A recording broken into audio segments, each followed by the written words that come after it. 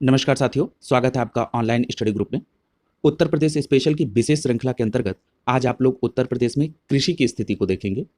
जो लोग चैनल पर नए हैं उनको बताना चाहते हैं कि उत्तर प्रदेश की ये विशेष श्रृंखला के अंतर्गत पूर्व में भी वीडियो दिए जा चुके हैं, जिनको आप प्ले लिस्ट में उत्तर प्रदेश स्पेशल के नाम से हैं उनको जाकर कवर कर सकते हैं।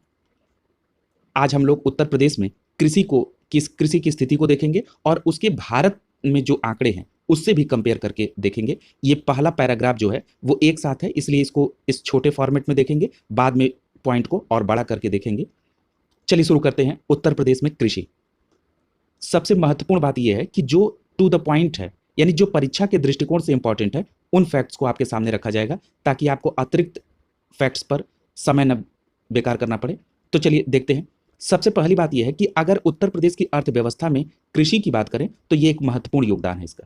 दूसरी महत्वपूर्ण बात कि अगर आप जनगणना 2011 के आंकड़ों पर देखेंगे तो उत्तर प्रदेश राज्य में जो कुल कर्मकारों का प्रतिशत है उसमें कृषि कर्मकारों का योगदान 59.3% है। यानी उत्तर प्रदेश राज्य में जितने कुल कर्मकार हैं उसमें अगर कृषि कर्मकारों को देखा जाए तो उनकी संख्या प्रतिशत में कितनी बैठती है? 59.3%।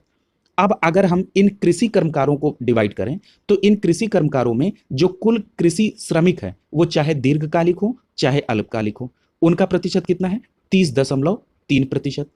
और यदि आप कुल कृषक की बात करेंगे, चाहे वो दीर्घकालिक हो चाहे वो अल्पकालिक हो, इनका प्रतिशत कितना है? 29% है। यानी अगर आप इन कुल कृषक का जो प्रतिशत है 29% और ये जो कुल श्रमिक का प्रतिशत है 30.3%, इनको जब आप ऐड करेंगे तो आपको कृषि कर्मकारों का कुल योगदान 59.3% प्राप्त हो जाएगा।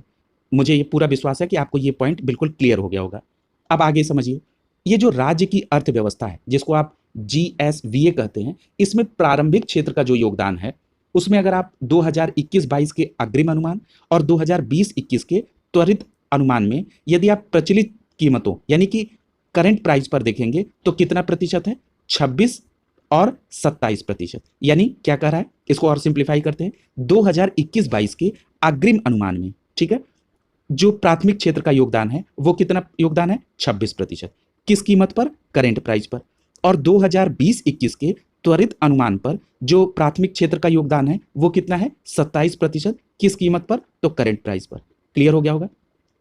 और यदि आप कृषि वानिकी और मत्स्य पालन का देखेंगे योगदान तो ये कितना है? तो ये 24.9% और 25.9%। यानी कि कृषि वानिकी और मत्स्य पालन का योगदान जो है ये कहां पर है? तो ये आपका 24.9 और 25.9% है। उसी तरीके से यानी कि जो 2021-22 का अग्रिम अनुमान है उसके अकॉर्डिंग 24.9 और 2020-21 के त्वरित अनुमान के अकॉर्डिंग 25.9% है। क्लियर हो गया होगा। अब जरा देखिए, अगर आप बात करें उत्तर प्रदेश में कृषि को, तो अभी हमने कहा कि एक महत्वपूर्ण योगदान है, यानी कृषि को उत्तर प्रदेश में अर्थव्यवस्था का इसीलिए मेरुदंड कहा जाता है। यानी देश में, और अगला पॉइंट क्या है कि जो देश में कुल खाद्यान्न उत्पादन है उन सभी खाद्यान्न उत्पादन में सभी राज्यों में अगर कंपेयर किया जाए तो उत्तर प्रदेश का प्रथम स्थान है। यानी अगर एक लाइन में कहना हो तो कुल खाद्यान्न उत्पादन में उत्तर प्रदेश का पूरे भारत में प्रथम स्थान है। दूसरी बात, यदि आप कृषि निवेश में देय भुगतान के लिए DBT की बात करें यानी डायरेक्ट बेनिफिट ट्रांसफर की बात करेंगे तो इस मामले में भुगतान करने वाला उत्तर प्रदेश देश का पहला राज्य है। यानी कृषि निवेश पर देय भुगतान यानी DBT के माध्यम से भुगतान करने वाला उत्तर प्रदेश देश में पहला स्थान है। यह भी फैक्ट आपको याद होना चाहिए। अब आइए जरा फैक्ट को बड़ा करके समझते हैं। अब देखिए, अगर हम कृषि जनगणना 2015-16 की बात करें तो इसमें प्रदेश में जो औसत क्रियाशील जोत है वो कितनी है? 0.73 हेक्टेयर। और भारत की कितनी औसत क्रियाशील जोत है? तो आपका जवाब होगा 1.08 हेक्टेयर। याद रखिएगा इस फैक्ट को। यानी 2015-16 की कृषि जनगणना के अनुसार उत्तर प्रदेश की औसत क्रियाशील जोत 0.73 हेक्टेयर है और भारत की कितनी है? 1.08 हेक्टेयर है। अगला पॉइंट है कि उत्तर प्रदेश में कुल कितने कृषि जलवायु प्रदेश में बांटा गया है? तो आपका जवाब होगा 9। ये हमने लेखपाल के लिए जो एक सीरीज चलाई जा रही है ग्रामीण विकास की, उसके अंतर्गत इसको कवर करा लिया था और कम्युनिटी टैब में भी इसको प्रश्न पूछा गया था। तो ये बिल्कुल फैक्ट है कि 9 कृषि जलवायु प्रदेशों में बांटा गया है और ये काफी इंपॉर्टेंट फैक्ट है। अब जरा देखिए, ये जो कृषि जलवायु प्रदेशों में बांटा गया है इनका वर्गीकरण का आधार क्या है? तो मृदा, वर्षा, तापमान, जल और मानव संसाधन, यानी इन आधारों पर हमने प्रदेशों को अपने प्रदेश को 9 कृषि जलवायु प्रदेश में डिवाइड किया। ठीक है, अगला फैक्ट देखिए, 2016-17 के अगर आंकड़ों पर आप गौर करेंगे तो जो देश की कुल कृषि योग्य भूमि है उसका लगभग 10.41% भाग उत्तर प्रदेश के अंतर्गत आता है। पहले तो ये फैक्ट क्लियर होना चाहिए। क्या कर रहा है? कर रहा है 2016-17 के आंकड़ों के अनुसार देश में जो कुल कृषि योग्य भूमि है उसमें 10.41% भाग उत्तर प्रदेश के अंतर्गत आता है। ये काफी महत्वपूर्ण फैक्ट है। अब दूसरी बात इसमें क्या निकल के आ रही है कि जो कुल कृषि योग्य भूमि है देश में वो कितनी है? 1,81,133 हेक्टेयर। क्लियर है? और ये जो उत्तर प्रदेश का उसमें 10.41% है, अगर इसको हेक्टेयर में देखेंगे तो कितना है? 18,848 हेक्टेयर है। क्लियर हो गया होगा? कोई डाउट नहीं बचा होगा। बिल्कुल सिंप्लीफाई करके आपको बताया जा रहा है। चलिए अब अगला देखिए, 2017-18 में यदि शुद्ध यानी नेट बोया गया क्षेत्रफल देखेंगे तो कितना है? 165 लाख हेक्टेयर है। अगला देखिए, आगे बताया जा रहा है कि 2017-18 में यदि आप शुद्ध सिंचित क्षेत्र की बात करेंगे तो 143.3 लाख हेक्टेयर था, और जबकि अगर सकल सिंचित क्षेत्र की बात करेंगे तो 216 लाख हेक्टेयर था। अगला पॉइंट है कि यदि 2015-16 के भारत सरकार के अनुमान कृषि जनगणना का अनुमान देखेंगे तो उसमें उत्तर प्रदेश में कुल जोतों में 1 हेक्टेयर से कम आकार वाली जोतों का प्रतिशत कितना है? 80.18 है। यानी कि 2015-16 की कृषि जनगणना के अनुसार उत्तर प्रदेश में कुल जोतों में 1 हेक्टेयर से कम आकार के जोतों का प्रतिशत कितना है? 80.18%। और प्रति जोत क्षेत्रफल की बात करेंगे तो कितना है? तो जो प्रति जोत क्षेत्र है वो कितना है? 0.3 हेक्टेयर है। ये अभी आपने ऊपर भी देखा था। ठीक, अब जरा आइए यहां पर अगर आप आकार में प्रतिशत के हिसाब से राष्ट्रीय औसत देखेंगे तो वो कितना है 1 हेक्टेयर से कम वालों का? 68.45। यानी यहां पर एक बात समझ लीजिएगा कि यदि 1 हेक्टेयर से कम आकार वाले जोतों का उत्तर प्रदेश में प्रतिशत देखेंगे तो वो है 80.18, और अगर यही राष्ट्रीय औसत देखेंगे तो 68.45 है। और यदि प्रति जोत क्षेत्र की बात करेंगे उत्तर प्रदेश के संदर्भ में तो 0.73 हेक्टेयर है, और यही अगर आप राष्ट्रीय औसत की बात करेंगे तो 1.08 हेक्टेयर है। ठीक है, ये आंकड़ा कितने क्षेत्रफल से है? 1 हेक्टेयर से कम आकार की जोत पर है। ठीक है, चलिए आगे देखते हैं।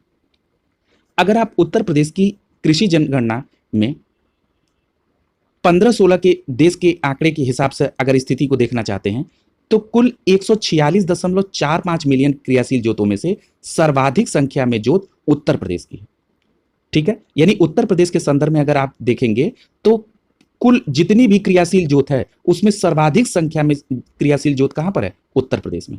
ठीक है, और कुल देश में क्रियाशील जोत कितनी है? 146.45 मिलियन, और उत्तर प्रदेश में कितनी है? 23.82 मिलियन। ठीक है, ये भी बात याद रखिएगा। यानी अगर मैं एक लाइन में इसको बताना चाहूं तो कृषि जनगणना 2015-16 के अनुसार उत्तर प्रदेश देश के कुल कृषि क्रियाशील जोत में उत्तर प्रदेश में सर्वाधिक क्रियाशील जोत की संख्या। ठीक है, अगला देखिए। अब जरा नीचे उत्तर प्रदेश में एक मैप के आकार में जौ, मक्का, अरहर और चना इनकी स्थिति अलग अलग जनपदों के हिसाब से दी गई है। उसमें सबसे पहला फैक्ट है कि मक्का का सर्वाधिक उत्पादकता, याद रखिएगा शब्द पर, मक्का की सर्वाधिक उत्पादकता में अगर देखेंगे तो हरदोई है। और यदि आप मक्का की सर्वाधिक क्षेत्र के बारे में देखेंगे तो कौन है? कन्नौज है। मक्का का सर्वाधिक क्षेत्र कन्नौज में, और मक्का की सर्वाधिक उत्पादकता हरदोई में। और अगर आप सर्वाधिक मक्का उत्पादक की बात करेंगे, उत्पादक जिले की बात करेंगे तो कौन सा है? बहराइच है। यानी मक्का से संबंधित 3 फैक्ट दिए जा रहे हैं। सर्वाधिक मक्का का उत्पादक जिला तो बहराइच, मक्का का सर्वाधिक क्षेत्र माने जितने क्षेत्र पे मक्का बोया जाता है सर्वाधिक क्षेत्र पर कन्नौज है, और मक्का की सर्वाधिक उत्पादकता यानी कितने क्षेत्रफल पर वो कितनी उत्पादकता करता है, यानी प्रति हेक्टेयर पे जो उत्पादकता है सर्वाधिक वो किसकी है? हरदोई की है। ठीक है, तो ये 3 अलग अलग आंकड़े हैं, इसको समझिएगा। अगला देखिए, आगे एक चार्ट के माध्यम से बताया जा रहा है चना की स्थिति के बारे में। अगर चना में देखेंगे तो चना की सर्वाधिक उत्पादकता अगर देखी जाए, जिस प्रकार अभी आपने मक्का की सर्वाधिक उत्पादकता हरदोई देखी थी, उसी प्रकार से चना की सर्वाधिक उत्पादकता कहां पर है? गाजीपुर में है। अगला देखिए, अगर आप चना की सर्वाधिक क्षेत्र की बात करेंगे तो कहां पर है? बांदा। ठीक है, और अगर आप चना के संदर्भ में ही पहले देख लें, सर्वाधिक चना उत्पादक जिले की बात करेंगे तो झांसी। यानी चना के संदर्भ में मैं एक जगह को रिलेट कर दूं, चना का अगर आप सर्वाधिक चना उत्पादक जिला बोलेंगे तो झांसी। चना के संदर्भ में यदि आप बोलेंगे कि चना की सर्वाधिक उत्पादकता तो गाजीपुर, और चना के संदर्भ में अगर आप कहेंगे कि चना का सर्वाधिक क्षेत्र कहां पर है तो बांदा। क्लियर हो गया। अब आइए जरा अरहर को देख लीजिए। अरहर की प्रति हेक्टेयर सर्वाधिक उत्पादकता इटावा में, जो सबसे ऊपर वाले पॉइंट में दिया है कि अरहर की प्रति हेक्टेयर सर्वाधिक उत्पादकता। देखिए यहां पर उत्पादकता को बहुत क्लियर कर दिया कि प्रति हेक्टेयर सर्वाधिक उत्पादकता इटावा की है। यदि आप अरहर से संबंधित दूसरा फैक्ट देखेंगे कि सर्वाधिक अरहर उत्पादक जिला कौन सा है तो फतेहपुर है। और अगर आप अरहर का सर्वाधिक क्षेत्र की बात करेंगे तो बांदा है। यानी यहां पर दो बातें आप याद रख सकते हैं कोरिलेट करके कि चना का सर्वाधिक क्षेत्र बांदा और अरहर का भी सर्वाधिक क्षेत्र बांदा। ठीक है, ये फैक्ट क्लियर हो गया आपको। अब आइए जरा आगे जौ पर देख लेते हैं। जौ का जो यहां फैक्ट है उसको कवर कर लीजिए कि जो जौ का सर्वाधिक क्षेत्र है वो कहां पर है, झांसी में। ठीक है, जौ का सर्वाधिक क्षेत्र कहां पर है, झांसी में है। और अगर आप जौ के बारे में प्रति हेक्टेयर सर्वाधिक उत्पादकता की बात करेंगे तो वो कहां पर है, एटा में। और यदि आप सर्वाधिक जौ की उत्पादकता जिले की बात करेंगे तो कहां पर है, एटा में। ठीक है, ये चार्ट के माध्यम से आपको जौ, मक्का, अरहर और चना इनकी स्थिति उत्तर प्रदेश में आपको बताई गई है। ये पूरा चार्ट है, मैं एक जगह इसको थोड़ा सा समराइज कर दे रहा हूं ताकि आप लोगों को एक साथ सारा देखने में क्लियर रहे। बिल्कुल ये पूरा चार्ट है। ठीक है, आप लोग इसको देख सकते हैं। आगे चलते हैं, पॉज करके आप लोग देखना चाहें तो यहां देख सकते हैं। आइए जरा जो अगला इंपॉर्टेंट फैक्ट है परीक्षा के दृष्टिकोण से उसको देखते हैं। राज्य कृषि नीति 2013। ये जो राज्य कृषि नीति है 2013, इसको जरा ध्यान से समझिएगा। इसके पूर्व में जो राज्य में कृषि नीति लागू थी वो थी 2005। ठीक है, यानी वर्तमान समय में कौन सी कृषि नीति चल रही है, 2013। ठीक, इसके पूर्व में जो राज्य कृषि नीति 2005 थी उसमें कृषि क्षेत्र में जो वृद्धि दर थी उसका क्या लक्ष्य रखा गया था, तो वो थी 4% रखी गई थी। ठीक है, लेकिन कृषि नीति 2005 के क्रियान्वयन के बाद अगर आप कृषि लक्ष्य में पूछेंगे कि कितना प्राप्त किया गया तो 3% प्राप्त किया गया। नीचे दिया है डेटा कि 11वीं पंचवर्षीय योजना में कृषि क्षेत्र की लक्षित 4% वृद्धि दर के सापेक्ष 3% वृद्धि दर प्राप्त हुई। पहली बात तो आप ये क्लियर हो गई। अब जरा आइए कि कृषि नीति 2005 के क्रियान्वयन के लिए जो 7 क्षेत्र, मुख्य क्षेत्र निर्धारित किए गए थे, कौन कौन से हैं, प्रसार, सिंचाई और जल प्रबंधन, मृदा स्वास्थ्य और उर्वरता, बीज प्रबंधन, विपणन, विपणन का मतलब होता है उसका लेन देन करना। ठीक है, शोध, कृषि विविधीकरण। और इन 7 प्रमुख क्षेत्रों को आप सप्त क्रांति के नाम से जानते हैं। ठीक है, यानी ये किसके अंतर्गत थी, कृषि नीति 2005 के अंतर्गत। और कृषि नीति 2005 के अंतर्गत कृषि क्षेत्र की वृद्धि दर कितनी प्रतिशत रखी गई थी, 4%। और 11वीं पंचवर्षीय योजना के तहत जो कृषि क्षेत्र की लक्षित 4% वृद्धि दर थी उसके सापेक्ष कितने प्रतिशत की प्राप्ति हुई, तो आपका जवाब होगा 3%। बिल्कुल आपको बाद में याद करने की आवश्यकता नहीं है, बिल्कुल एकदम क्लियर करके बताया जा रहा है आपको। ठीक है, अब जरा ये देख लीजिए कि अब हमने पहले बता दिया था कि वर्तमान में कौन सी कृषि नीति चल रही है, 2013। अब जरा आइए 2013 में आपके मन में यह प्रश्न उठ रहा होगा कि सर 2013 में कितना लक्ष्य निर्धारित किया गया है वृद्धि का। तो देखिए कृषि क्षेत्र में 2013 की नीति के अकॉर्डिंग 5.1% वृद्धि दर प्राप्त करना है। यह उद्देश्य है किसका, राज्य कृषि नीति 2013 का। ठीक है, क्लियर है। अब जरा इसमें एक और महत्वपूर्ण बात देख लीजिए। इस राज्य कृषि नीति 2013 में बीज, उर्वरक, कीटनाशक, कृषि यंत्र, प्रसार सेवाएं और खाद्य प्रसंस्करण और विपणन की आधारभूत सुविधाओं के विकास में समझौता कृषि माध्यम से निजी क्षेत्र को बढ़ावा देने के लिए किया जा रहा है। यानी कि इन क्षेत्रों में बढ़ावा देने के लिए सरकार निजी क्षेत्र के साथ भी भागीदारी। आइए जरा आप खाद्यान्न उत्पादन चतुर्थ अग्रिम अनुमान 2020-21 को देख लेते हैं।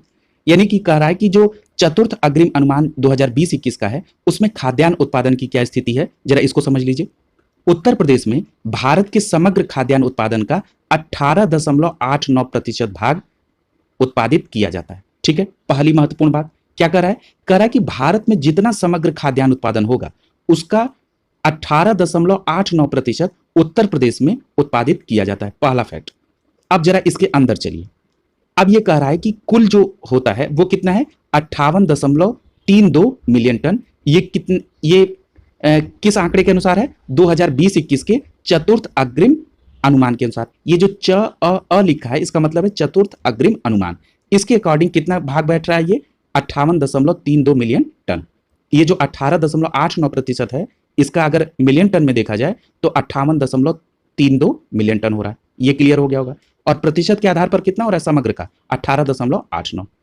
अब आइए जरा, अभी आपने पढ़ा था कि उत्तर प्रदेश खाद्यान्न उत्पादन में पूरे देश में नंबर 1 पर है। जरा दूसरे और तीसरे नंबर पर कौन से राज्य हैं इनको भी देख लीजिए। दूसरे नंबर पर मध्य प्रदेश है और तीसरे नंबर पे पंजाब है। यानी अगर आपसे यह प्रश्न पूछा जाए कि खाद्यान्न उत्पादन में टॉप 3 राज्यों का नाम बताइए, तो नंबर 1 पे उत्तर प्रदेश, दूसरे नंबर पे मध्य प्रदेश, तीसरे नंबर पर पंजाब। ठीक है, अगला देखिए, अगर आप उत्तर प्रदेश में उत्पादन की दृष्टिकोण से भारत में प्रथम स्थान प्राप्त करने वाले क्षेत्रों की बात करेंगे तो उसमें कौन है? गन्ना, गेहूं, आलू। गेहूं, गन्ना और आलू का उत्पादन देश में प्रथम स्थान पर है कौन? उत्तर प्रदेश। और यदि आप चावल की बात करेंगे तो पश्चिम बंगाल के बाद चावल उत्पादन में उत्तर प्रदेश का दूसरा स्थान। ठीक है, अब यहां पर एक अगला कार्यक्रम दिया है जो कि मैंने आपको पहले ही कवर करा दिया था। प्रयोगशाला से खेतों तक का कार्यक्रम का शुभारंभ उत्तर प्रदेश राज्य द्वारा किया जा रहा है। क्या नाम है? प्रयोगशाला से खेतों तक का कार्यक्रम। अगला देखिए, महत्वपूर्ण टॉपिक क्या है इसमें। अगर आप उत्तर प्रदेश में वर्ष भर में कुल फसलों की पैदावार की दृष्टिकोण से नजर डालें तो 3 फसलें पैदा की जाती हैं। कौन कौन सी? एक रबी की फसल, खरीफ की फसल और जायद की फसल। रबी की फसल के अंतर्गत गेहूं, जौ, चना, मटर, आलू, सरसों, राई, तंबाकू और लाही। लाही और सरसों जो है वो दोनों लगभग एक है। ठीक है, तो इतनी चीजें रबी की है। मैंने कुछ अतिरिक्त फसल भी बता दी आपको, तो ये रबी की फसल के अंतर्गत आती है। दूसरा दिया है खरीफ की फसल। खरीफ की फसल के अंतर्गत धान, जिससे चावल बनता है, और गन्ना, ज्वार, बाजरा, मक्का, कपास, सनई और कुछ दलहनी फसलें भी खरीफ फसल के अंतर्गत आती हैं। याद रखिएगा, यहां से भी प्रश्न सीधे पूछा जाता है। और अगला है जायद की फसल। जायद की फसल के अंतर्गत तंबाकू, खरबूजा, तरबूज, ककड़ी, काशीफल और प्याज का उत्पादन किया जाता है। ठीक है, ये तीनों महत्वपूर्ण बातें हैं। अब आइए जरा गेहूं के बारे में, कुछ जो प्रमुख फसलें हैं उनके पर्टिकुलर स्थिति के बारे में देख लेते हैं। जरा गेहूं के संदर्भ में जो महत्वपूर्ण आंकड़ा है उसको देख लेते हैं। गेहूं के संदर्भ में जो आपको महत्वपूर्ण आंकड़ा देखना है वो है कि 2020-21 के ये जो अ दिया है, मैंने आपको पहले ही बताया, चतुर्थ अग्रिम अनुमान। 2020-21 के चतुर्थ अग्रिम अनुमान के अकॉर्डिंग उत्तर प्रदेश में गेहूं का उत्पादन 35.50 मिलियन टन हुआ, जो कि अखिल भारत के गेहूं उत्पादन का 32.42% है। यानी यहां पर आपको 2 बातें याद रखनी है। क्या? कि जो 2020-21 के चतुर्थ अग्रिम अनुमान के अकॉर्डिंग उत्तर प्रदेश में जो गेहूं का उत्पादन हुआ वो कितने प्रतिशत हुआ? तो 35.50 मिलियन टन। और ये टोटल गेहूं उत्पादन के, भारत के टोटल गेहूं उत्पादन का कितना प्रतिशत है? तो आपका जवाब होगा 32.42% है। ठीक है, और अगर आपसे ये पूछा जाए कि उत्तर प्रदेश में गेहूं की बुआई कब होती है तो आपका जवाब होगा अक्टूबर और नवंबर के माह में उत्तर प्रदेश में गेहूं की बुआई की जाती है। आगे चलिए,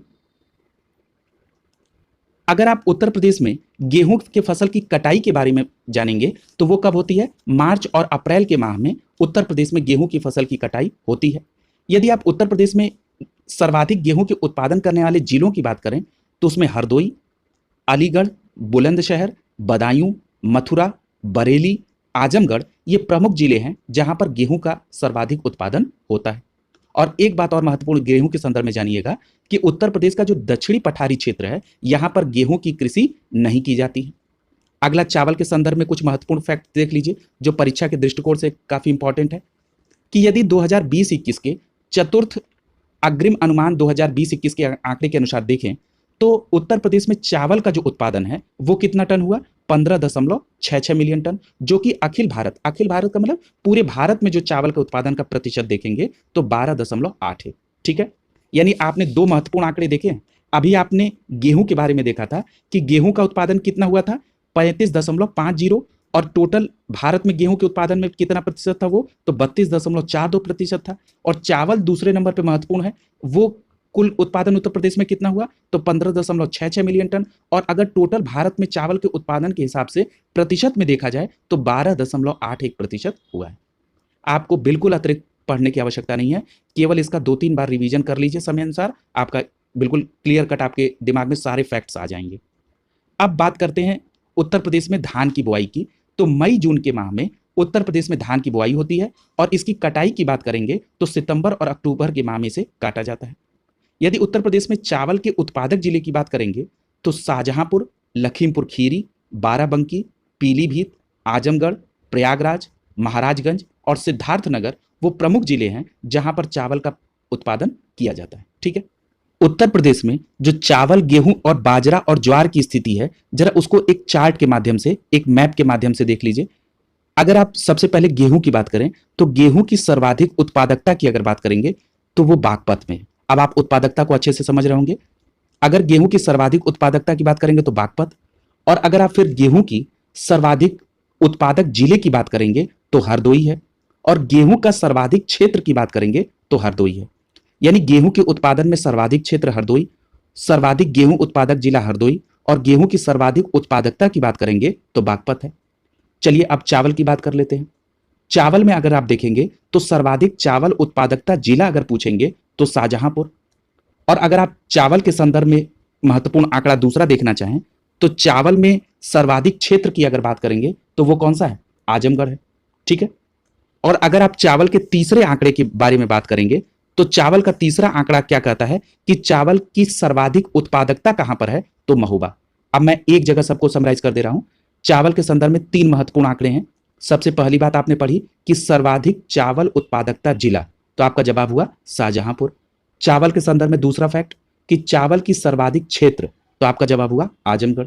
और चावल के संदर्भ में तीसरा फैक्ट है कि चावल की सर्वाधिक उत्पादकता की बात करेंगे तो महोबा है। ठीक है। ये तीन फैक्ट आपने चावल के संदर्भ में देख लिए, और आपने गेहूं और चावल क्लियर कर लिया। अब आइए जरा बाजरा को देख लेते हैं। यदि आप बाजरा के संदर्भ में बात करेंगे तो बाजरा का जो सर्वाधिक क्षेत्र है वो कहां पर है? तो बाजरा का सर्वाधिक क्षेत्र बदायूं में है। ठीक है। और अगर आप बाजरा के दूसरे फैक्ट के बारे में बात करें तो दूसरा फैक्ट बाजरा का क्या बताता है कि सर्वाधिक बाजरा उत्पादक जिला कहां पर है? आगरा में। और बाजरा की सर्वाधिक उत्पादकता कहां पर है? मैनपुरी में। बाजरा के भी संदर्भ में जो तीन फैक्ट हैं उनको फिर से मैं एक जगह को रिलेट कर देता हूं। बाजरा का जो सर्वाधिक क्षेत्र है वो कहां पर है? बदायूं। और बाजरा का जो सर्वाधिक उत्पादक जिला है वो आगरा, और बाजरा की जो सर्वाधिक उत्पादकता है वो कहां पर है? मैनपुरी में। इस प्रकार आपने गेहूं, चावल और बाजरे को देख लिया। अब आपको कौन सा फैक्ट देखना है? ज्वार का। आइए ज्वार को देख लेते हैं।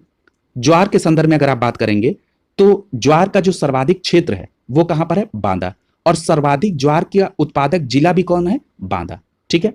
और ज्वार की जो सर्वाधिक उत्पादकता है वो कहां पर है? सोनभद्र में। ठीक है। इस प्रकार आपने गेहूं, चावल, जौ, ज्वार और बाजरा, इनको आपने यहां पर चार्ट के माध्यम से क्लियर कर लिया। मैं इस मैप को और छोटा कर देता हूं ताकि आप लोगों को एक साथ सारे फैक्ट्स दिखाई दें।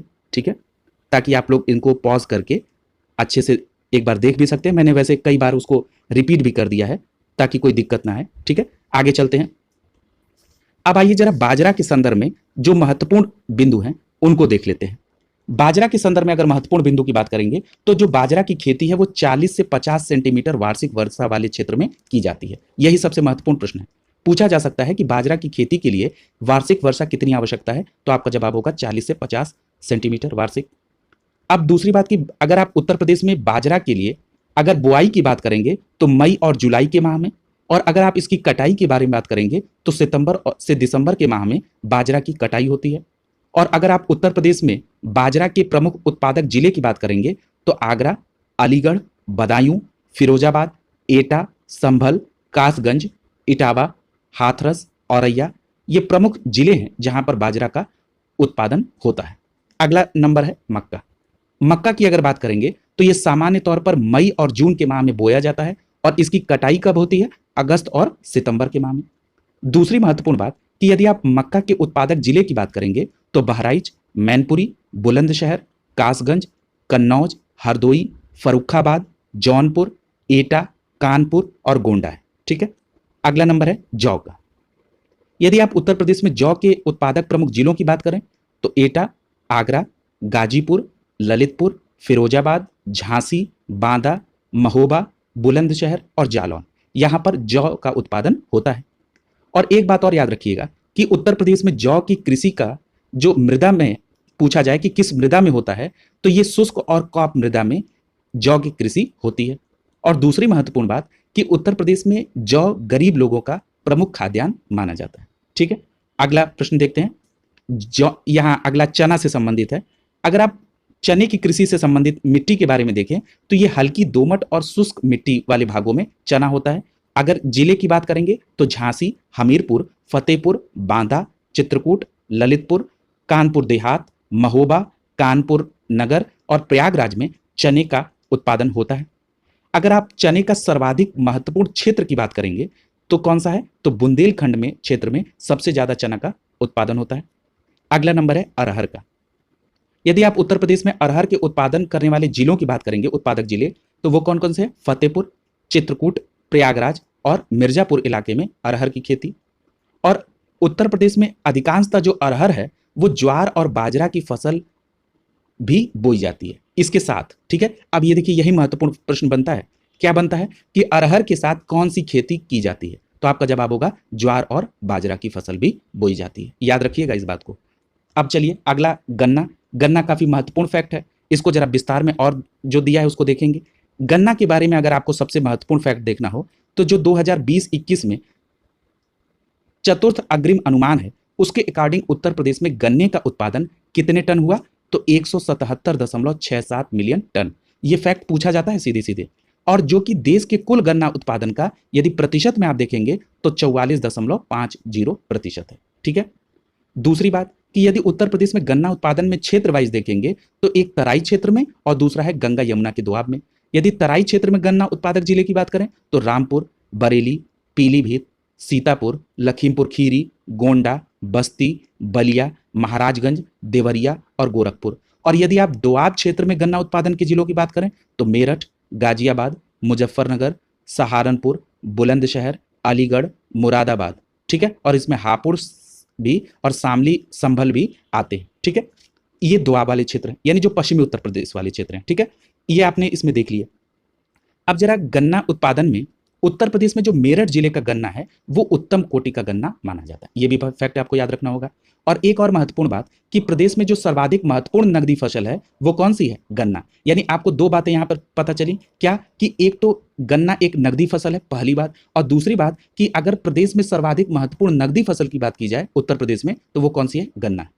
अगला नंबर है मूंगफली का। जरा मूंगफली की बात कर लेते हैं। मूंगफली में कृषि जो है ये खरीफ फसल के अंतर्गत आती है, और जो मूंगफली की फसल की बुआई है ये जून जुलाई महीने में, और अगर इसकी खोद ली जाती है, मतलब इसकी कटाई नहीं लिखा गया, मतलब कटाई क्या, मूंगफली तो खोद के निकाली जाती है, तो ये कब होता है, नवंबर और दिसंबर के महीने में। और अगर आप मूंगफली के उत्पादन वाले जिलों की बात करेंगे तो सीतापुर, हरदोई, एटा, मुरादाबाद, बदायूं, झांसी, लखीमपुर खीरी, उन्नाव, बहराइच, बरेली, फर्रुखाबाद और सहारनपुर क्षेत्र में अधिक क्षेत्रफल में मूंगफली उगाई जाती है। अगला नाम है लाही और सरसों। ये रबी की प्रमुख फसल है, और उत्तर प्रदेश में अगर लाही सरसों के उत्पादन जिले की बात करेंगे तो आगरा, मथुरा, बदायूं, कानपुर देहात, इटावा, अलीगढ़, सीतापुर, लखीमपुर खीरी, औरैया और हमीरपुर इलाके में होती है। अगला महत्वपूर्ण फसल है कपास। कपास का जो उत्पादन है वो गंगा यमुना दोआब, रुहेलखंड और बुंदेलखंड इलाके में कपास का उत्पादन होता है। यदि कपास उत्पादन के जिलों की बात करें तो मथुरा, अलीगढ़, हाथरस, आगरा, बुलंदशहर, मुजफ्फरनगर, बागपत, फिरोजाबाद और सहारनपुर है। और एक और महत्वपूर्ण बात कि उत्तर प्रदेश में जो कपास का जो अगर किस्म की बात करेंगे तो ये यूपी देसी, बंगाल की कपास, धौलेटा, पंजाब और अमेरिकन किस्मों का उत्पादन किया जाता है। ठीक है, और अगर आप उत्तर प्रदेश में कपास की फसल की बुआई की बात करेंगे तो अप्रैल और मई महीने। यदि ये पूछा जाए कि उत्तर प्रदेश में कपास की खेती के साथ साथ कौन सी और फसलें बोई जाती हैं तो आपका जवाब होगा मेथी, मूंग, बरसीम, तोरिया और क्लोवर की फसलें कपास की खेती के साथ साथ बोई जाती हैं। यह महत्वपूर्ण बात है, याद रखिएगा। जिस प्रकार अभी आपने पढ़ा था कि अरहर के साथ साथ ज्वार और बाजरा की फसलें बोई जाती हैं, उसी प्रकार आपको कपास के साथ भी याद रखना होगा। आगे चलते हैं। आगे कुछ कृषि से संबंधित महत्वपूर्ण तथ्य एक बॉक्स में दिए गए हैं, जरा उन पर भी गौर कर लीजिए। अगर आपसे आम के उत्पादन के प्रमुख जिलों की बात की जाए तो लखनऊ, सहारनपुर और बुलंदशहर। गन्ने के उत्पादन के प्रमुख क्षेत्र की बात की जाए तो तराई क्षेत्र है प्रमुख क्षेत्र, जबकि आपने अभी दो क्षेत्र देखा था, एक तराई क्षेत्र और एक दोआब का क्षेत्र। अगर आप आंवले की बात करेंगे तो प्रतापगढ़ और प्रयागराज। अमरूद की बात करेंगे तो शाहजहांपुर, फर्रुखाबाद जिलों में उत्पादन। हल्दी की बात करेंगे तो बुंदेलखंड इलाके में। अफीम की बात करेंगे तो बाराबंकी में। और आलू निर्यात जोन की बात करेंगे तो आगरा में, इसको भी देख चुके हैं आप। अमरूद के लिए जो प्रशिक्षण और प्रयोग केंद्र की बात करेंगे तो वो कहां पर है, प्रयागराज में है, जिसको पहले इलाहाबाद के नाम से जाना जाता था। और गाजीपुर में राज्य का एकमात्र अफीम फैक्ट्री है। ठीक है, ये भी बात याद रखेंगे। और आम के लिए प्रशिक्षण और प्रयोग केंद्र कहां पर है, तो लखनऊ में है। और प्रदेश में 3 कृषि निर्यात क्षेत्र हैं, लखनऊ आम के लिए, सहारनपुर आम के लिए, और आगरा आलू। ठीक है, इसके अलावा उत्तर प्रदेश में बासमती चावल भी के लिए भी निर्यात क्षेत्र है। अगर आप फूलों की खेती की बात करें तो वाराणसी, कन्नौज, लखनऊ, प्रयागराज, मिर्जापुर और जौनपुर जिलों में फूलों की खेती की जाती है। और एक बात और है कि संपूर्ण भारत में स्थापित 9 आदर्श पुष्पोत्पादन केंद्र में से एक केंद्र कहां पर स्थापित है, तो लखनऊ में है। अगर कन्नौज में इत्र की बात करें तो यहां पर प्रमुख तौर पर पुष्प इत्र बनाया जाता है। और उत्तर प्रदेश में 1974 में खाद्यान्न एवं प्रसंस्करण विभाग की स्थापना की गई थी। यह भी फैक्ट आपको याद होना चाहिए, 1974 में खाद्यान्न और प्रसंस्करण विभाग की स्थापना। और एक और महत्वपूर्ण बात कि यदि आप उत्तर प्रदेश में कृषि में औद्योगिक प्रयोग एवं प्रशिक्षण केंद्र की बात करेंगे तो ये कहां कहां पर है, तो ये बस्ती में है। आज ही के चैप्टर में हमने इसको क्लियर कराया था। बस्ती, सहारनपुर, लखनऊ, प्रयागराज और झांसी। ये मैंने आज नहीं कल के वीडियो में मैंने लेखपाल स्पेशल में इसको क्लियर कराया था। अगला देखिए, जूट की बात करें अगर, तो जूट में अगर आप देखेंगे तो उत्तर प्रदेश में जो जूट का उत्पादक क्षेत्र है वो कौन कौन सा है, सरयू और घाघरा का दोआब। ठीक है, और अगर आपसे ये पूछा जाए कि उत्तर प्रदेश में कौन सी जूट की पैदावार होती है, तो देसी किस्म जूट की पैदावार उत्तर प्रदेश में होती है। और किस क्षेत्र में, तो सरयू और घाघरा के दोआब में। अगर आप बात अलसी की करेंगे तो अलसी के उत्पादन के लिए जो प्रमुख जिले हैं कौन कौन से हैं, महोबा, जालौन, बांदा, सोनभद्र, मिर्जापुर, चित्रकूट और हमीरपुर जिला। यदि आप तंबाकू की बात करें तो तंबाकू में प्रमुख उत्पादक जिले कौन कौन से हैं, एटा, फर्रुखाबाद, कासगंज और गोंडा है। आइए जरा फल उत्पादन के संदर्भ में बात करें। यहां पर एक महत्वपूर्ण बात याद आ रही है कि फलों का राजा आम को कहा जाता है, तो फलों की रानी किसे कहा जाता है, तो आपका जवाब होगा लीची। हाँ, चलिए शुरू करते हैं। उत्तर प्रदेश में जो मैदानी भागों में मुख्यतः आम, अमरूद, पपीता, अंगूर, बेर, बेल, केला, अनानास और नींबू की फसल प्रमुख तौर पर उत्पादन की जाती है। ठीक है, और अगर आप तराई क्षेत्रों में पूछेंगे तो तराई के क्षेत्रों में सेब, नाशपाती, आड़ू, खुबानी, स्ट्रॉबेरी, चेरी और अखरोट की फसलों का उत्पादन खेती कहाँ होती है, तराई इलाकों में। तो ये भी बात याद रखेंगे। और अगर आप केले के उत्पादन में उत्तर प्रदेश की बात करेंगे तो वाराणसी, प्रयागराज, गोरखपुर में केले का उत्पादन होता है। और केले के उत्पादन की जाने वाली प्रमुख किस्मों की बात कर लीजिए जरा उत्तर प्रदेश में, तो मालभोग, चीनी, चंपा, अल्फान, अधेश्वर और दूध सागर। याद रखिएगा ये केले की किस्में हैं और परीक्षा के दृष्टिकोण से बहुत इंपॉर्टेंट है। अगला है, अगर आप आम के उत्पादन के जिलों की बात करें तो लखनऊ, बरेली, मेरठ, वाराणसी, गाजियाबाद, कानपुर, सहारनपुर और रायबरेली। और अगर आप स्टेम आम के उत्पादन की बात करेंगे तो सहारनपुर और मेरठ में है।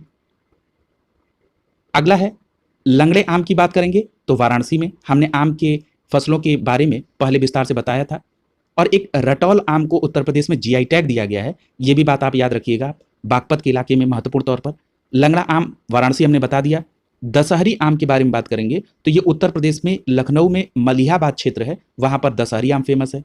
अगर आप उत्तर प्रदेश के सहारनपुर जिले की बात करेंगे तो सहारनपुर जिला जो है ये संतरे के उत्पादन के लिए प्रमुख है।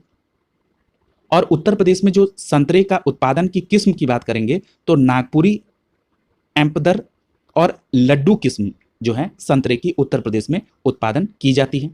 और अगर आप उत्तर प्रदेश में अमरूद के उत्पादन की बात करेंगे तो प्रयागराज, कौसाम्बी, बदायूं, कानपुर, बरेली, अयोध्या जिले में अमरूद का उत्पादन किया जाता है। ठीक है, अगला देखिए। अगला है, यदि आप अमरूद की किस्मों के बारे में बात करें जो परीक्षा में बहुत पूछा गया है, इलाहाबादी सफेदा, लखनऊ 49 सरदार, ललित, सुरखा, ये सभी क्या हैं, अमरूद की किस्में हैं। अगर आप माल्टा के उत्पादन की बात करेंगे, माल्टा संतरे जैसे ही दिखता है, ठीक है, लेकिन दोनों डिफरेंट हैं। अगर इसके उत्पादन की बात करेंगे तो उत्तर प्रदेश में मेरठ, वाराणसी, सहारनपुर जिलों में माल्टा का उत्पादन होता है। और एक बात और याद रखिएगा, उत्तर प्रदेश में जो लीची का उत्पादन जिले हैं वो कौन कौन से हैं, सहारनपुर और मेरठ में। और उत्तर प्रदेश में आंवला उत्पादन तो ये सभी लोग जानते होंगे, प्रतापगढ़ में। और अगर एक बात और याद रखिएगा कि जो उत्तर प्रदेश में जो आंवले का उत्पादन होता है वो देश में कुल आंवले का कितने प्रतिशत से अधिक है, 60% से अधिक है। यह भी महत्वपूर्ण बात है। पान देख लीजिए, अगर पान के संदर्भ में बात करें तो पान की कुछ प्रमुख प्रजातियां दी गई हैं, जैसे महोबा, देसावरी, कलकतिया, कपूरी, बंगला, मगही, सांची, बनारसी, सोफिया, मीठा या रामटेक, ये सभी क्या है, पान की प्रजातियां हैं। और यदि पान प्रयोग एवं प्रशिक्षण केंद्र की बात करेंगे तो कहां पर है, महोबा में। याद रखिएगा, ये गलती ना हो, पान के प्रयोग एवं प्रशिक्षण केंद्र कहां पर है, महोबा में। अगला एक चार्ट के माध्यम से उत्तर प्रदेश में फसल चक्र के बारे में क्षेत्रीय आधार पर दिया है। जैसे अगर आप पूर्वी उत्तर प्रदेश की बात कर लें तो पूर्वी उत्तर प्रदेश में ये देखिए जहां पर प्लस दिया है उसका मतलब ये है कि ये दोनों फसलें एक साथ बोई जा सकती हैं, और माइनस का मतलब है कि ये क्रमिक, मतलब एक के बाद ये हो जाएगी फिर दूसरी फसल। जैसे धान और मसूर, तो धान मसूर अलग अलग। ज्वार और अरहर एक साथ बोई जा सकती है, उसके बाद गेहूं लगाया जाएगा। धान उसके बाद मटर, ये पूर्वी उत्तर प्रदेश की बात हो रही है। आगे दिया है धान या मक्का फिर गेहूं, धान के बाद गेहूं और सरसों एक साथ बोया जा सकता है। धान और जौ, फिर गन्ना और हरी खाद, ये जो है ये पूर्वी उत्तर प्रदेश में। यदि पश्चिमी उत्तर प्रदेश की बात करें तो मक्का, आलू और प्याज, ये सब इंडिविजुअल। मक्का, आलू और गेहूं, धान, गेहूं या जौ, इनका क्रम लगाया जाता है। या ज्वार और गेहूं का क्रम रहता है, या तो मक्का, आलू और गन्ना का क्रम रहता है। इसी प्रकार आप देखेंगे ज्वार और अरहर, ये दोनों ज्वार और अरहर जो हैं एक साथ। अगला दिया है ज्वार और चना, यहां थोड़ा गलत है क्योंकि ज्वार जो है ये खरीफ की फसल है और चना रबी की फसल है, तो दोनों एक साथ कैसे बोई जाएंगी, तो ये यहां पर थोड़ा सा। अगला है ज्वार और अरहर, ये एक साथ हो सकती है। परती गेहूं, तिल और अलसी। अगला है कोदो और चना, ज्वार, जौ, ये सब किन क्षेत्रों में होगा, तो ये बुंदेलखंड के क्षेत्रों के लिए ये क्रम है। ठीक है, इस प्रकार आपने आज उत्तर प्रदेश में कृषि की क्या स्थिति है और उसका भारत में क्या स्थान है या क्या अनुपात है, इसको भी समझा। और उत्तर प्रदेश के प्रमुख जिलों में अलग अलग फसलों की क्या स्थिति है और उसका क्या स्थान है, उसको भी आपने देखा। इस प्रकार आप लोग उत्तर प्रदेश की आज कृषि को कंप्लीट कर लिए। इसी प्रकार धीरे धीरे उत्तर प्रदेश स्पेशल के अंतर्गत सभी पार्ट को कंप्लीट कर लिया जाएगा। आप लोग अपना 100% तैयारी करें। शुभकामनाओं के साथ बहुत बहुत धन्यवाद।